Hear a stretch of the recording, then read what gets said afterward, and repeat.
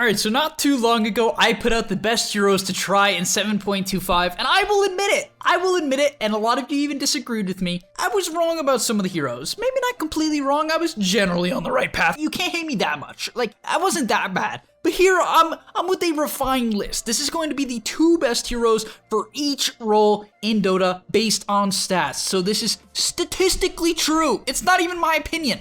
But I'm going to be giving you the reasons why I think this is the case. Obviously, a lot of it's the buffs, but there are some other underlying factors that I don't think people are realizing, especially Lycan in particular. It's a hero that I want to delve into. He even got some pseudo buffs that people didn't realize, and then the buffs that he clearly got as well. Overall, like, some of these heroes, I don't think people realize why they're actually much better. But yeah, I was wrong about specific heroes. I didn't even mention Ursa, I think, on the other list.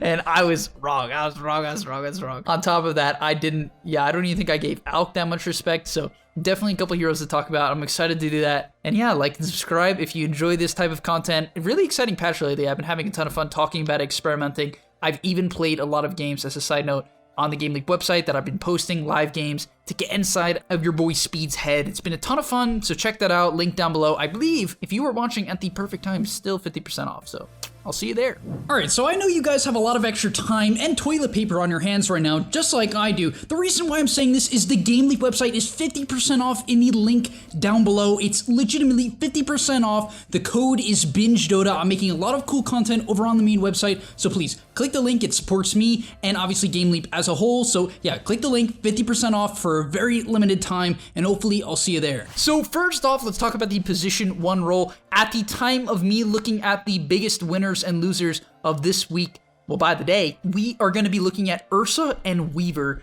As an honorable mention, we also have Reef King. Now, you might be like, well, where's Lycan speed? I personally like him as a mid a lot. I think he's very underrated as a mid, and I'm going to be putting him in the mid category here today. But yeah, let's get into the position 1. So first off, Ursa, I personally wasn't sure about his changes. I wasn't sure. Haven't seen the hero when I made that video. I believe, based on the buffs or changes that he received, that he would have a little bit harder of a time bursting people, which was a major concern for me. One less overpower stack, and on top of that, your ulti didn't damage, right? It didn't multiply the fury swipes. I was concerned that this would limit his burst damage and make him a bit worse. I was wrong. It is significantly harder to kill Ursa now. The cooldown buff to his ulti is a massive deal. You can spam your W a lot more in the laning stage. Having 3 more damage per stack at level 1 is huge as well. On top of that, I think Orb of Venom is even better now. Like, sure, it lasts for 1 less second, but the slow is 3% more, which is going to be that extra auto attack or 2 that you need. So yeah, a lot of things went in the favor of Ursa, and that's why he has like plus 9% current change, which is crazy. Almost a 60% win rate, and in Dota, that's always nuts. Next up, we have to talk about Weaver, like we have to. On my other list, I was correct. I put Weaver up there, number 5 on most buffed heroes. I still stick by this. I still think he's like a top 5 buffed hero. In fact, on this list of changes, I think he's number 6. So I was basically correct. And the reason is because his numbers are just so much better now. I have watched people play him at this point, and what you'll realize is that he feels a lot harder to deal with in the lane. He's a lot harder to kill when he has maxed out Sakuchi. He tracks you down like no other time in Weaver's career. His bugs are obnoxious, and his laning stage feels pretty good. It feels pretty good, because basically you pair him with this headdress, or a Bastion lane, or both, or a buckler on top of that, and all of a sudden you had this bug that's squishy and has mana problems, to this bug that has like infinite mana, and just runs at you. It's really, really hard to deal with, and that is why I think it doesn't shock me. It really doesn't shock me. This hero's up 3.51% at the current time of this recording, so pretty cool stuff. I definitely expect to see more and more of Weaver, especially as people figure out the item build, which I think I'm on pace with. I think it's a stat-heavy build is what people should be going. And yeah, I expect to see more of Weaver, and you should definitely try him out for MMR. And yeah, quickly as the honorable mention, we have Reef King, who is also quite a bit up in terms of win rate. At this current place in time, he is 1.34% up, but the most notable thing is that is up from 53%. The hero was already 53%, which puts him now at 54.5%, which is huge. And I think the reason is this hero's jungling is still extremely efficient. I, no joke, watched someone jungle Reef King, level 1 jungle Reef King, and they got huge, because now, I don't even remember when they added this change. I still want you guys to tell me in the comments if you haven't. Maybe I missed the comment. But they gave it where your units, I actually messed this up in the past video, but your units, your skeletons, get extra damage, and a lot. a lot of it. And because of this, you farm unbelievably fast. It's crazy, like crazy fast. So yeah, I think this is the main reason. You hit your item timings very quickly. You can buy a halberd, which is very strong. I think Radiance is an okay place as well. As long as you're not buying a Midas and you're sticking towards the Gloves of Haste builds, you're gonna be on the right path. Now let's get into the mid laners. So for the mid lane, we have DP to start off. I don't really even feel like I have to talk about this hero anymore. I've gone into depth in other videos. It's up almost a 3% win rate right now to a 51%, and I think a large reason is low MMR players mess this hero up as well, or they struggle to farm. The key to Death Prophet, keep this in mind, you want to stay more towards the mid lane than any other lane. The goal of this hero, in my opinion, is to draw a lot of attention to the mid tier 1 tower and use your ulti off cooldown to take it. Just spam it. That's your best bet on Death Prophet right now. I see a lot of people holding it. They wait for team fights. No, bring the attention to you. Pop that thing, make people run into you. Get the enemy team to run into you, because when they do, you suck them, and then they lose all their health. It's like the E and the ulti combined, you're 20% faster, you have an AoE silence that ruins the mid game, your nuke is good, it's gotten buffed like 18 times. This hero, it just feels solid. You can first pick DP, 100%. 100% you can first pick DP right now. I'm sure of this. Sure of it. You can even play it as a support right now. Like, I love this hero. But next up, we have Lycan. And yes, I'm not saying Quap. Quap is my honorable mention, which I'll just quickly say. Quap's numbers are better now. I think the hero was okay as is, but now it's like a pretty reliable early pick mid laner that you can just select to win the majority of lanes, or at least go even, and then play high tempo while making space for a hard carry. But on the back end of that, we have Lycan, which is the hero I really want to mention, because as is, Lycan in high MMR games had a very high win rate because the Lycan spammers that knew how to play this hero and abuse when it was a good Lycan game would pick it in an optimal Lycan match, and then on top of that, after picking it in an optimal Lycan match, then they have this new buff. Now you have these two things combined, and you're in a great place to carry his Lycan up 7%. Crazy. Couple reasons why. There's a couple reasons why this hero is up for 7% that people don't realize. Besides the 4 seconds on shapeshift, which is huge, the 1 extra regen at all levels, which is also huge. Most importantly, what people don't realize is that the build up for Helm of the Dominator is better now. The broadsword was cheapened to help out the Battle Fury cost, because now Battle Fury takes a broadsword, which is like the 16 damage item, but that also goes into Dominator. And because of that, Dominator is 200 gold cheaper. So is Headdress. Headdress is also 75 gold cheaper. So you get to this Dominator a little bit faster, which allows you to synergize it with your level 6 timing. Makes sense, right? Better laning stage. It's going to help you get to your Dominator as is. Then you have a harder level 6 spike with the shapeshift buff and your passive buff, and Helm of the Dominator was buffed. It's like, bam, bam. This hero's crazy. It's crazy. Like, think about fighting Lycan in the early game. Insanely hard. Really, really difficult. Now getting into the offlaners, we have most notably Night Stalker, who I underrated for sure. The hero got a lot of cool number changes that overall buffed his ability to just be a much stronger laner. Especially most notably for me was the movement speed. It was only 5, but like these type of changes definitely matter. They add up. Like, it's gonna keep you alive that one time. That could easily change the game or allow you to get that extra auto attack or 2 in, which is quite significant, especially during the laning stage. So yeah, big number buffs for Night Stalker. I think his talent changes were also quite strong. So yeah, overall, this hero wasn't bad as is. It was already a 51% win rate hero. It gets buffed. That knocks it up by 4%. So it's currently at about 55% in terms of win rate. Very, very impressive. And yeah, I think if you're looking for a pub stomping hero that you can spam, this is definitely one of them, because similar to the DPs and the Lycans, I think you can first pick it. I do. I don't think this hero needs to crush lane. It just needs to sustain, which is not too hard nowadays, especially with all these items I've been talking about. And yeah, you're just kind of chilling. You're chilling. Next up, we have Beastmaster. And I would like to say that I didn't think he would be this much of a buff, because he's up 3.77%. I think the attack speed is quite notable though. Like, being able to trade that much more effectively with the hero with giga high base damage makes it very, very hard to deal with him in the lane.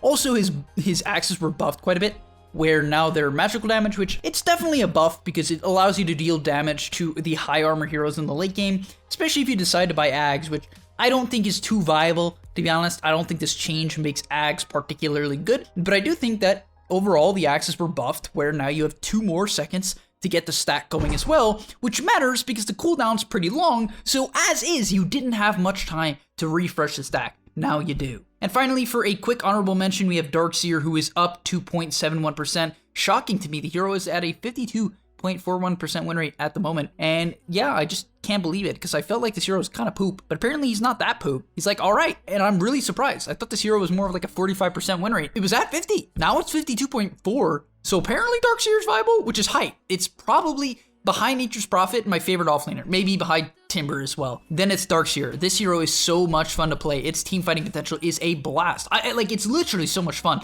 especially if you guys have tried out the Helm of the Dominator Centaur, which also got buffed, Helm of the Dominator Centaur combo with Vacuum. Like, you hit these 4 5-man stomps. Oh, it's beautiful. Literally beautiful.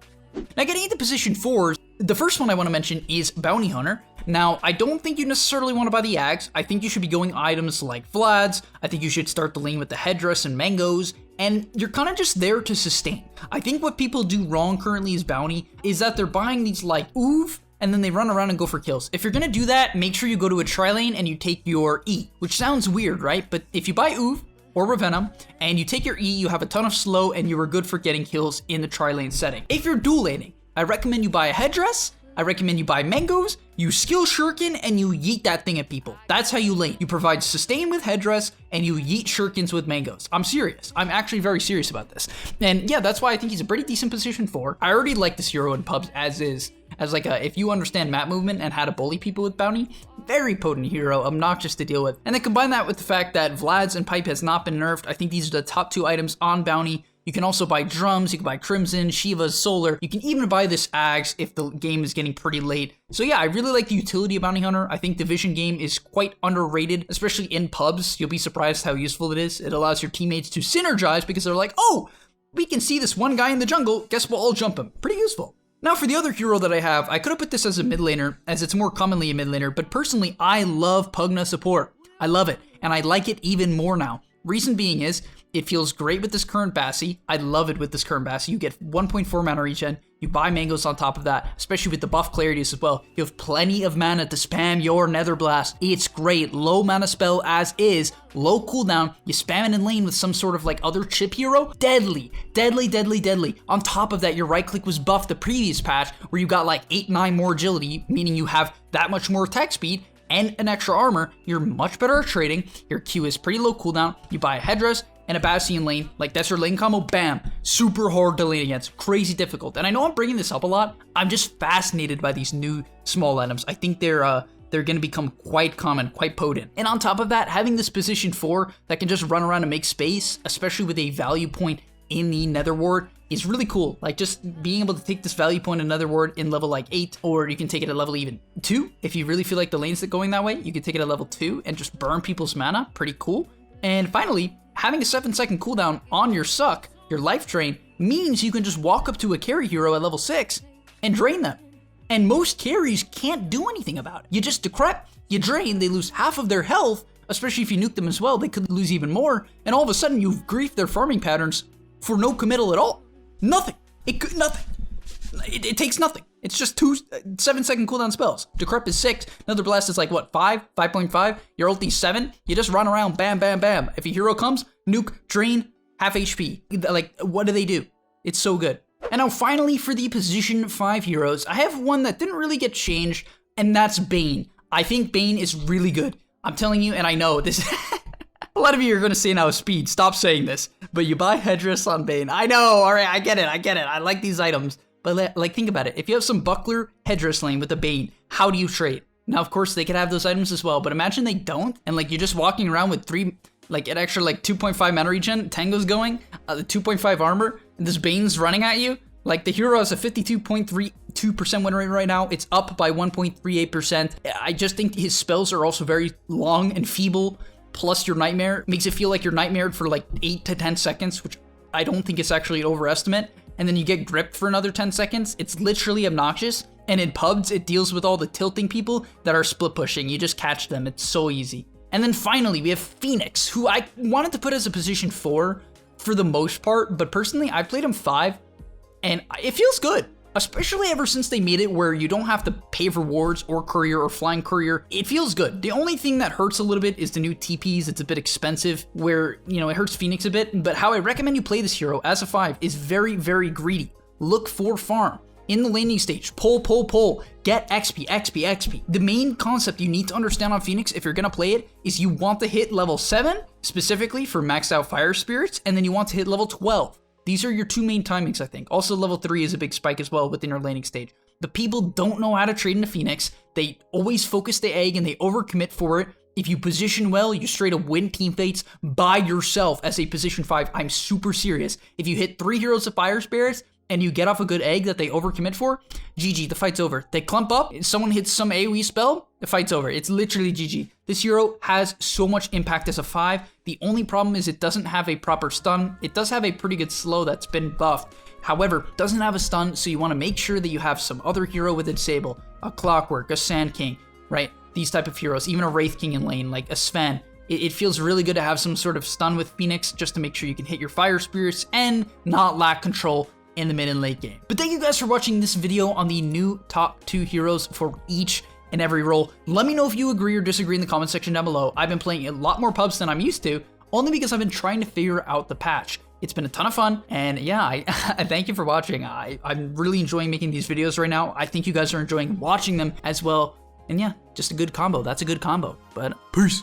So I know you guys have a ton more time and toilet paper to play Dota right now, just like I do, and the reason why I'm asking you this, or even saying it, is because the gameleap website is 50% off for a limited time. Very short period of time, click the first link in the description down below for 50% off. It's for a limited time right now. The code is BingeDota, type it in, you'll get your discount. It's brutally cheap, and hopefully I'll see you there with all the great content that I've been making lately.